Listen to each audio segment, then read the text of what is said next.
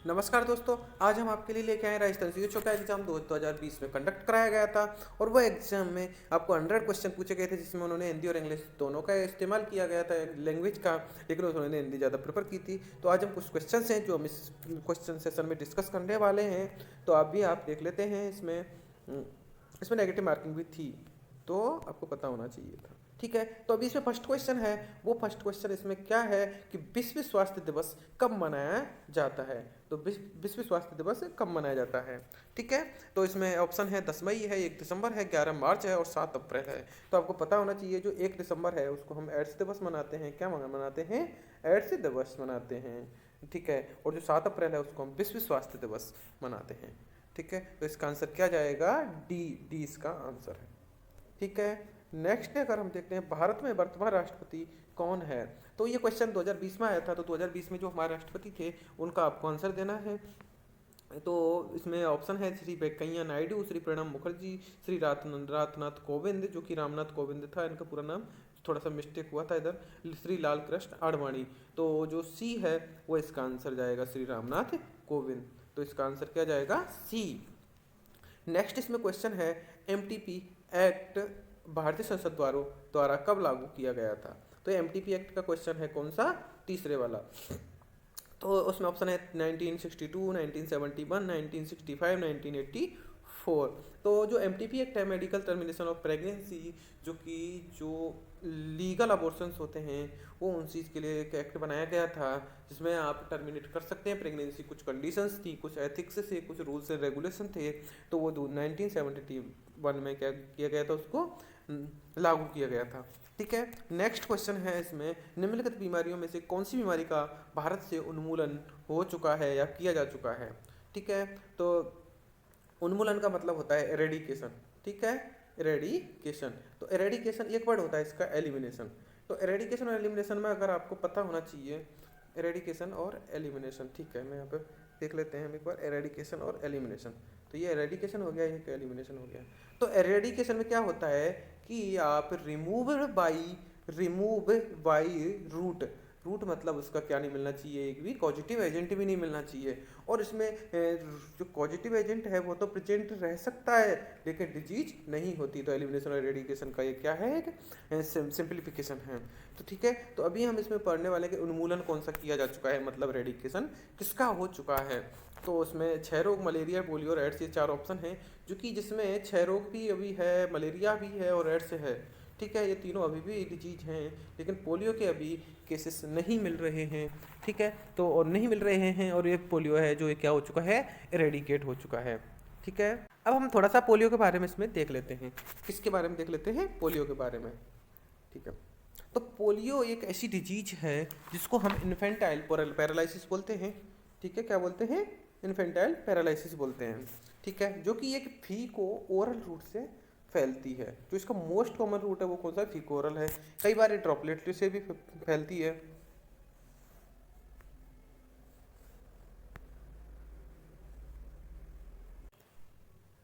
ठीक है, जो पोलियो है वो किससे फैलता है? फीकोलर रूट से फैलता है। तो ये फीकोलर रूट से फैलता है। नेक्स्ट अगर हम देखें तो जो ये अफेक्ट कौन से सिस्टम को करता है, तो आपको इसमें पता होना चाहिए। सबसे पहले तो ये करता है सीएनएस को, और इसमें जीआईटी भी इन्वॉल्व होता है। इसके भी 2 टाइप थे, 3 टाइप थे इसमें, टाइप 1, टाइप 2 और टाइप 3। जो टाइप 1 था उसको हम मोस्ट कॉमन एपिडेमिक बोलते हैं।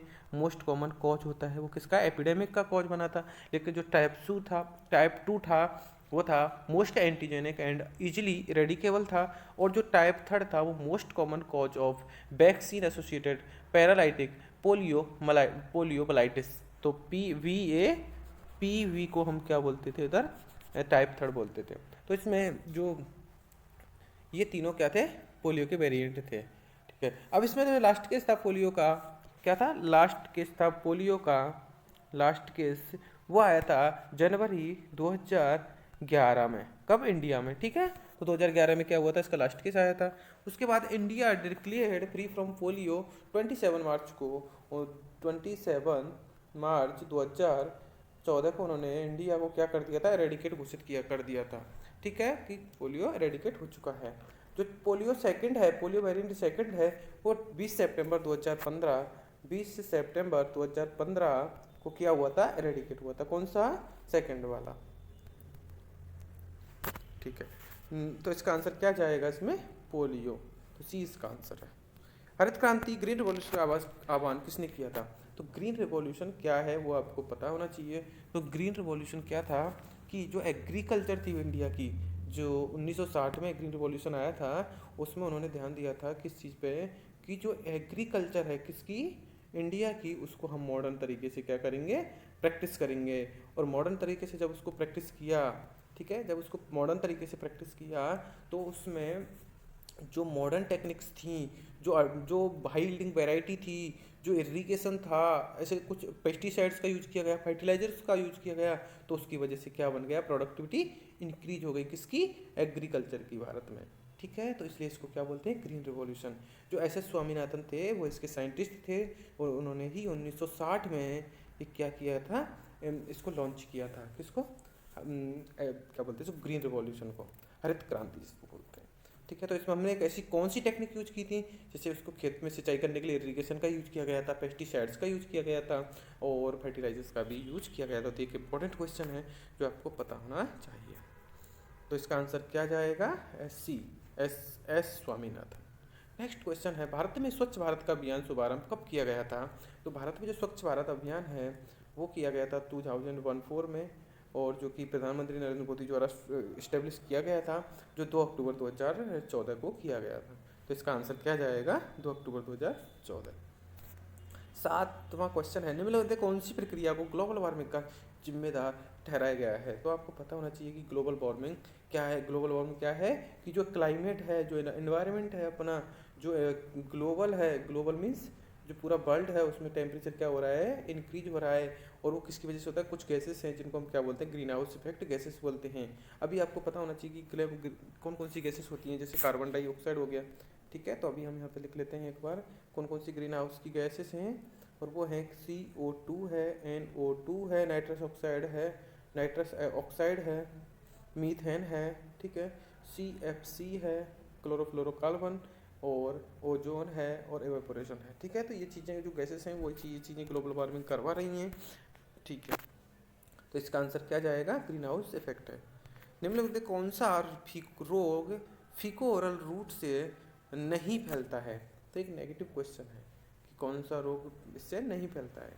तो इसमें जैसे फर्स्ट ऑप्शन है खसरा है, टाइफॉइड है, कॉलेरा है, और हेपेटाइटिस ए है। तो आपको पता होना चाहिए कौन सा फीको ओरल से फैलता है, तो आप उसमें से नहीं को निकाल देंगे। ठीक है, तो हेपेटाइटिस ए है।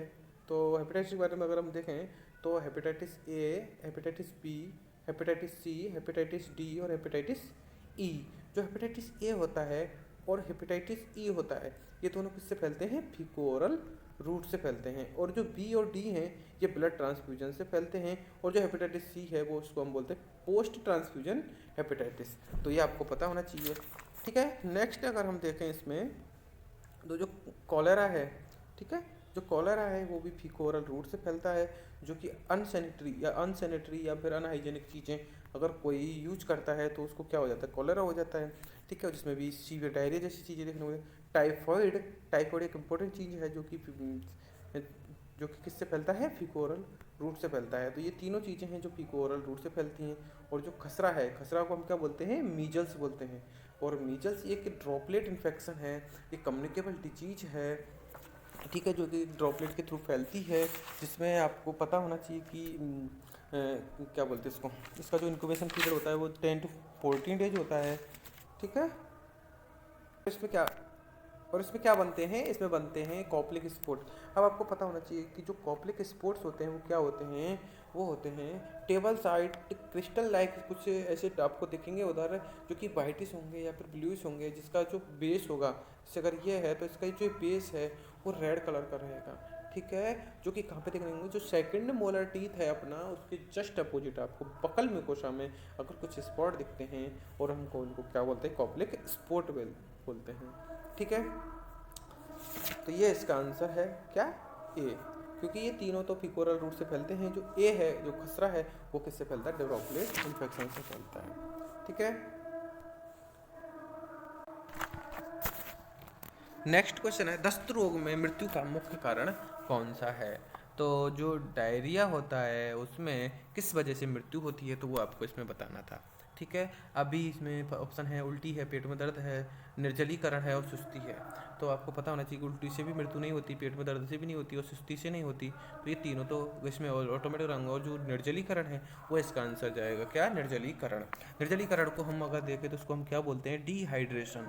ठीक है, डिहाइड्रेशन। डिहाइड्रेशन होते ही जो बॉडी है वो क्या हो जाएगी, उसकी जो फिजियोलॉजी है वो पूरी अफेक्ट होने वाली है, ब्लड प्रेशर फॉल हो जाता है, और जो एक उनके लिए जो पेरिफेरल परफ्यूजन है वो इसमें अफेक्ट होने वाला है, किसका, सेल्स और टिश्यू का। तो इसमें क्या हो जाती है, मृत्यु भी हो सकती है अगर सीवियर किसी को डायरिया हुआ है तो। अब इसमें अगर कोई पूछे कि सीवियर डायरिया के कॉजेज क्या हो सकते हैं, तो आप अभी हम पढ़ रहे थे टाइफॉइड है, कॉलेरा है और अदर डिजीज हैं जो ये चीज़ें सीवियर डायरिया करवाती हैं। ठीक है, तो इसका आंसर क्या जाएगा, निर्जलीकरण, जिसको हम डिहाइड्रेशन बोलते हैं। ठीक है, बस में निम्नलिखित में से कौन 5 वर्ष से छोटे बच्चों की मृत्यु का मुख्य कारण क्या है। तो 5 वर्ष से जो बच्चे छोटे होते हैं उसका मृत्यु का कारण है निमोनिया, जो रेस्पिरेटरी डिजीज है। जो दस्त रोग होते हैं वो 5 वर्ष से अधिक। ठीक है, तो इसमें क्या है, जो दस्त रोग है, सॉरी। ठीक है, तो इसका आंसर क्या जाएगा, ए जाएगा। जो निमोनिया होता है वो 5 वर्ष से अधिक जो बच्चे होते हैं उनके लिए निमोनिया इसका रिस्पॉन्सिबल कारण है, और जो अगर डेथ हो रही है 5 वर्ष से तो वो उसका दस्त रोग, या उसको हम बोलते हैं डायरिया। तो ये यहाँ पे आपको इम्पोर्टेंट जो हमने पहले बताया वो थोड़ा सा रॉन्ग था, लेकिन जो अब मैं बता रहा हूँ वो आप याद करने वाली चीज़ है, और वो है कि आपको ऐसे 5 ईयर का इसमें एक राउंड लेके, मतलब वो लेके चलना है। अगर 5 वर्ष से बच्चा छोटा है, अगर 5 वर्ष से बच्चा छोटा है तो उसमें जो उसका मृत्यु का कारण होगा वो होगा डायरिया।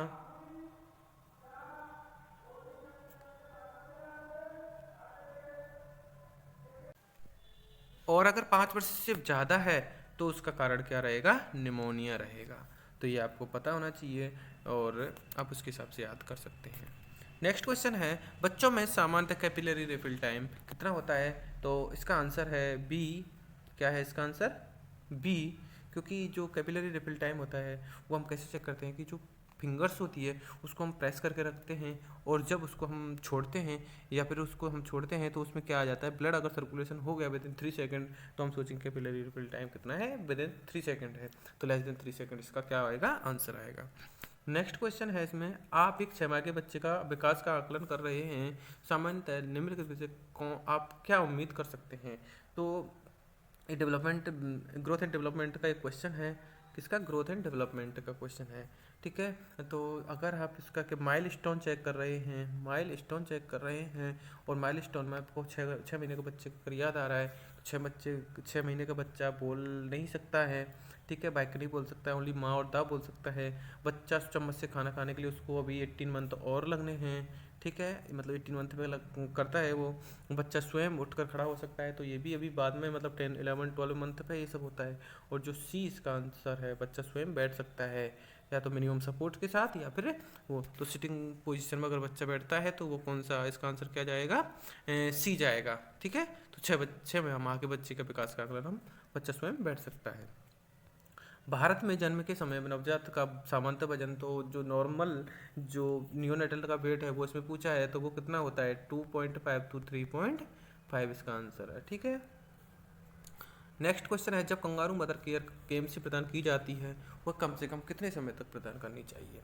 ठीक है, तो आपको कम से कम 15 मिनट के लिए, कम से कम 1 घंटा, कम से कम 3 घंटे और कम से कम 6 घंटे। तो अब इसमें इंपॉर्टेंट चीज़ यही है कि केएमसी देता कौन है, तो उसकी मदर दे सकती है, उसका फादर दे सकता है, या फिर जो भी कोई व्यक्ति है जो कि समझदार है या फिर जो बड़ा है वो ये सब चीज़ें दे सकता है। ठीक है, उसके बाद इसमें एक कि जो इसका जो एपिसोड होता है, फेज होता है, वो हम 1 आवर मिनिमम होना चाहिए, क्योंकि एक बार अगर कोई देता है तो 1 घंटे से कम नहीं देना है। सेकंड बात यह है कि उसको आपको जो उसका एपनिया जैसी चीज़ आपको मतलब नहीं करवानी है उससे, या फिर उसका जो रेस्पिरेटरी सिस्टम है, जो नेजल रूट है वो ब्लॉक नहीं होना चाहिए इन ऑल कंडीशंस। तो इसका आंसर क्या जाएगा, 1 कम से कम 1 घंटा। ठीक है, लेबर रूम का तापमान कितना डिग्री सेल्सियस होता है। तो जो लेबर रूम होता है वो एक रूम टेम्परेचर पे उसको सेट किया जाता है, और वो होता है 26 से 28 डिग्री सेल्सियस पे हम वो रूम रखते हैं जहाँ पे लेबर करवाना आया होता है। ठीक है, निम्नलिखित में से कौन सा इम्यूनोग्लोबिन मानव के दूध में पाया जाता है? तो IgG है ऑप्शन में, बी एम है, और ई है, और ए है। ठीक है, तो इसका आंसर क्या जाएगा आपका? IgA है। IgA हमको हेमोग्लोबिन ह्यूमन मिल्क में पाया जाता है, और जो अगर किसी को इन्फेक्शन होता है तो उसमें IgG आपको देखने को मिल सकता है। जो लार्जेस्ट इम्यूनोग्लोबिन है वो IgM है, और जो IgE है वो एलर्जी में देखने को मिलता है। तो इसमें आपका आंसर क्या जाएगा? वो जाएगा IgA। ठीक है, नेक्स्ट है BCG वैक्सीन का इंजेक्शन किस प्रकार लगाया जाता है? तो BCG का जो लेफ्ट एंटीकोवाइटल फोसा होता है, ठीक है, लेफ्ट जो कि आपके शोल्डर की साइड में रहता है, लेफ्ट साइड में हम इसको लगाते हैं, और जिसका रूट कौन सा होता है? इंट्राडर्मल रूट होता है। किसका? BCG वैक्सीन का इंट्राडर्मल रूट होता है। ठीक है, नेक्स्ट ये नहीं होता। ठीक है, कॉप्लिक स्पॉट किस बीमारी में देखने को मिलते हैं? हमें जो ये क्वेश्चन था उसमें हम डिस्कस कर रहे थे, वो तो हम उसमें डिस्कस जब कर रहे थे तो आपको पता होना चाहिए कि जो कॉप्लिक स्पॉट थे वो क्या थे, कि कुछ वाइट क्रिस्टल जैसे दिख रहे थे, वो किस में दिख रहे थे? मीजल्स में दिख रहे थे। ठीक है, तो इसका आंसर क्या जाएगा? मीजल्स से जाएगा। ठीक है, अब इसमें अभी तो इसने बोला है छोटी माता चिकन पॉक्स से, तो आपको पता होना चाहिए कि छोटी माता को चिकन पॉक्स बोलते हैं, बड़ी माता को स्मॉल पॉक्स बोलते हैं, क्योंकि छोटी को हम, जैसे अगर छोटी माता को चिकन पॉक्स बोलते हैं, बड़ी माता को क्या बोलते हैं? हम स्मॉल पॉक्स बोलते हैं। तो आप कंफ्यूज मत होना, स्मॉल मतलब बड़ी, ऐसा कुछ कंफ्यूजन का कोई बात नहीं होना चाहिए। तो मम्स और पोलियो हम बस में बता चुके हैं। समेकित बाल विकास सेवाएं ICDS स्कीम के लाभार्थी कौन थे?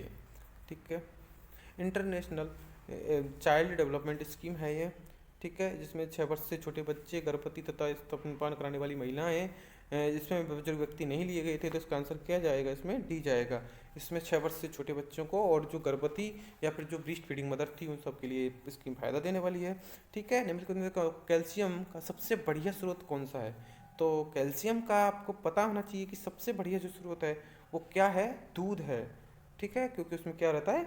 मोर कैल्शियम रहता है। मांस, फल, सब्जी इसमें ज़्यादा नहीं है, तो इसका आंसर क्या जाएगा? दूध जाएगा। ठीक है, निम्नलिखित में से कौन सा मैक्रोन्यूट्रिएंट नहीं है? तो ये वही नेगेटिव क्वेश्चन है, ये इनके कीवर्ड हैं जो एक क्वेश्चन की पूरी दशा बदल देते हैं। ठीक है, तो मैक्रो इसमें एक इंपॉर्टेंट चीज़ हो गई, और नहीं इसमें इंपॉर्टेंट चीज़ हो गई। ठीक है, अगर वो माइक्रोन्यूट्रिएंट डायरेक्ट पूछ लेता तो आपका डायरेक्ट उत्तर हो जाता, लेकिन अभी उसने क्या पूछा है? एक नेगेटिव क्वेश्चन पूछा है। ठीक है, प्रोटीन हो गया, फैट हो गया, विटामिन और कार्बोहाइड्रेट्स ऑप्शन में दिए हैं। तो जो प्रोटीन, फैट और कार्बोहाइड्रेट, प्रोटीन, फैट और कार्बोहाइड्रेट, ये क्या है? मैक्रोन्यूट्रिएंट है। ठीक है, अब उसने पूछा कि कौन सा नहीं है, तो विटामिन इसका आंसर आएगा। ठीक है, अगर आपको एक चीज़ और बताऊं, जो मैक्रोन्यूट्रिएंट होते हैं वो ग्राम्स में हम खाते हैं, ग्राम्स में, और जो विटामिन होती है वो उसको हम ग्राम्स, बहुत बड़ी क्वांटिटी हो जाती है, उसको माइक्रोग्राम्स का क्रम बोले, तो ऐसा है। तो इसका आंसर क्या जाएगा? विटामिन से जाएगा। नेक्स्ट क्वेश्चन है, निम्नलिखित में कौन सा वाटर सोल्यूबल विटामिन है? ठीक है, तो आपको अगर याद हो तो जो फैट सोल्यूबल विटामिन होते हैं, फैट सोल्यूबल, फैट सोल्यूबल में कौन कौन से आते हैं? ए आता है, डी आता है, ई आता है, और के आता है। ठीक है, तो इसमें ए है, डी है, और ई है, और के नहीं है ना? तो इसमें ये तीनों क्या हो गए? फैट सोल्यूबल हो गए। तो जो सी है विटामिन, जो विटामिन सी है वो कौन सा है? वाटर सोल्यूबल है। तो ये तीनों कौन से हैं? फैट सोल्यूबल हैं। और विटामिन जो बी इसका आंसर है वो है वाटर सोल्यूबल विटामिन है। ठीक है, तो इसका आंसर क्या जाएगा? Vitamin C. निम्नलिखित में कौन सा खाद्य पदार्थ से विटामिन ई की सबसे अधिक मात्रा मिलती है? ठीक है, तो विटामिन ई की सबसे अधिक मात्रा कहाँ से मिलती है वो आपको बताना है। तो इसमें ऑप्शन है मीट है, वेजिटेबल है, फ्रूट है, और सनफ्लावर ऑयल है। जो सनफ्लावर ऑयल है वो इसका आंसर जाएगा कि जो विटामिन ई की जो सबसे प्रचुर मात्रा में जो पाया जाता है वो सनफ्लावर ऑयल में ही पाया जाता है। ठीक है, विटामिन सी की कमी से कौन सी बीमारी होती है, यह आपको यहाँ पे बताना है। तो विटामिन सी की कमी से आपको बताना है कि स्कर्वी होती है। ठीक है, तो स्कर्वी इसका आंसर जाएगा। क्या जाएगा इसका आंसर? स्कर्वी जाएगा। ठीक है, अभी विटामिन बी की वजह पे बेरी हो जाता है, डी से रिकेट हो जाता है, ए से रेटिनॉल या नाइट ब्लाइंडनेस हो जाती है। तो इसका आंसर क्या जाएगा? बी जाएगा। बच्चे का पूरक आहार, कंप्लीमेंट्री फीडिंग कब शुरू कर देना चाहिए? तो ये नेक्स्ट जो हमने लास्ट वीडियो डाली थी उसमें भी सेम क्वेश्चन था। तो हम उस टाइम बता रहे थे कि जो कम्प्लीमेंट्री फीडिंग होती है वो हमको कम से कम 6 महीने की उम्र में ही हमको क्या कर देनी चाहिए, स्टार्ट कर देनी चाहिए। पैदा होते ही नहीं करनी है, नहीं बच्चा क्या हो जाएगा, माल न्यूट्रिशन हो जाएगा। ठीक है, 1 वर्ष की उम्र तक अगर हम वेट करेंगे तो भी बच्चे को आयरन की प्रचुर मात्रा नहीं मिल पाएगी, या फिर 2 वर्ष तो और भी ज़्यादा हो जाता है। तो इसका आंसर क्या जाएगा, बी। तो बी इसका आंसर है। ठीक है, निम्नलिखित कौन सा पोषक तत्व टिश्यू रिपेयर के लिए आवश्यक है। मतलब अगर किसी को टिश्यू इंजरी हुई है या फिर टिश्यू को रिपेयर करना है तो कौन सा पोषक तत्व या फिर कौन सा न्यूट्रिटिव वैल्यू इसमें इंपॉर्टेंट होने वाली है। तो विटामिन इसमें, कार्बोहाइड्रेट ऑप्शन में है, फैट है और प्रोटीन है। तो इसका आंसर क्या जाएगा, प्रोटीन जाएगा, क्योंकि प्रोटीन टिश्यू रिपेयर में बहुत हेल्पफुल रहता है। ठीक है, तो इसलिए प्रोटीन खाना चाहिए। नेक्स्ट है 27, निम्नलिखित में से कौन सा लक्षण डेंगू बीमारी का नहीं है। तो आपको डेंगू के लक्षण पता होना चाहिए। ठीक है, तो डेंगू में क्या होता है, तेज बुखार भी होता है, आंखों में दर्द भी होता है, जोड़ों में भी दर्द होता है। ठीक है, लेकिन जो हल्का बुखार होता है वो डेंगू में नहीं होता है। तो इसका आंसर क्या है, क्योंकि ये नहीं पूछा है ना, तो यही है इसका आंसर, हल्का बुखार। तो इसमें कंफ्यूज नहीं होना, क्योंकि इसमें हाई ग्रेड फीवर आता है, आई में पेन होता है और जोड़ों में दर्द होता है, लेकिन हल्का बुखार नहीं आता है किसमें, डेंगू में। नेक्स्ट पूछा उन्होंने, इस पर एक्सपेंड किया या फुल फॉर्म पूछी है, वीवीएम की वैक्सीन वायल मॉनिटर, जो कि आपको इसमें पता होना चाहिए। ठीक है, तो इसका आंसर क्या है, वी है, वैक्सीन वायल मॉनिटर। अब इसमें क्या होता है कि एक ऐसा, जो पोलियो की वैक्सीन होती है, वैक्सीन के ऊपर एक ऐसा आता है जिसमें एक ऐसा होता है, उसको हम इसके कलर से मैच करके देखते हैं। अगर वो डार्क हो जाता है तो हम उसको यूज नहीं करते हैं। तो ये आपको वीवीएम का पता होना चाहिए। ठीक है, 9 माह पर विटामिन ए की डोज कितनी होती है। तो अगर आप 1 साल से पहले की बात कर रहे हैं तो जो विटामिन ए की, मैं इसमें 3 चीज़ बता देता हूँ आपको, और वो 3 चीज़ ये हैं कि जो, अगर बच्चा 6 मंथ से छोटा है और 12 महीने से छोटा है और 12 महीने से बड़ा है। ठीक है, तो 12 महीने से छोटा है, अगर मैं बोलूँ कि 6 मंथ से छोटा है या फिर, तो हम उसको देंगे 50,000 इंटरनेशनल यूनिट। ठीक है, 50 इंटरनेशनल यूनिट, तो 50,000 इंटरनेशनल यूनिट अगर बच्चा 6 महीने से छोटा है। अगर 12 महीने से छोटा है तो हम देते हैं उसको 1 लाख इंटरनेशनल यूनिट। अगर बच्चा 12 महीने से बड़ा है तो हम उसको देते हैं 2 लाख इंटरनेशनल यूनिट। तो आपका आंसर क्या जाएगा इसमें, 100,000, मतलब 1 लाख इंटरनेशनल यूनिट। क्या आंसर जाएगा इसका, बी। नेक्स्ट क्वेश्चन है, किसी वस्तु को सतह को कोरोना वायरस संक्रमण मुक्त डिकंटामिनेशन किस रासायनिक पद से किया जा सकता है, पदार्थ से किया जा सकता है। किसको, जो कोविड की या कोरोना वायरस की जो कंटामिनेटेड सरफेस है उसको।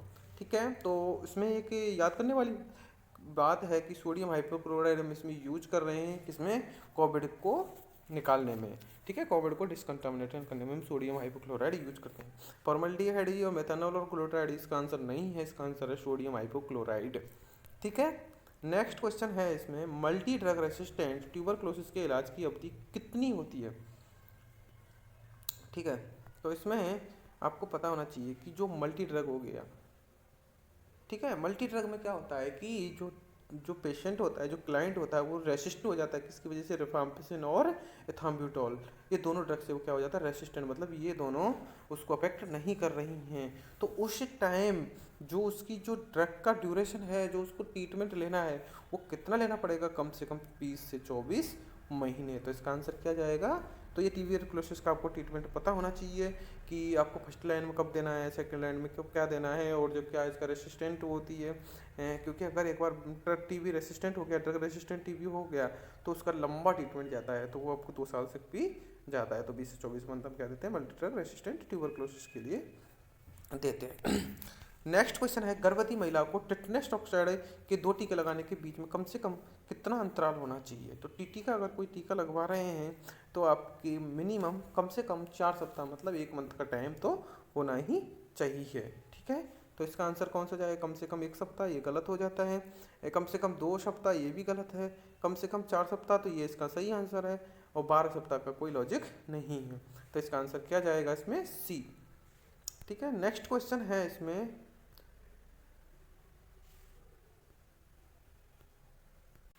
तो थैंक यू दोस्तों। नेक्स्ट क्वेश्चंस हम अगली वीडियो में डिस्कस करने वाले हैं। अभी वीडियो की लेंथ ज़्यादा हो रही है। और अभी आप देख रहे हैं नर्सिंग वाईफाई जो चैनल है, वो अगर आपको वीडियो पसंद आई हो तो लाइक करें। और नेक्स्ट वीडियो हम एक दिन के बाद हम डालने वाले हैं, ठीक है। तो आप देखते रहिए और हमारे चैनल को कर दीजिए सब्सक्राइब। Thank you.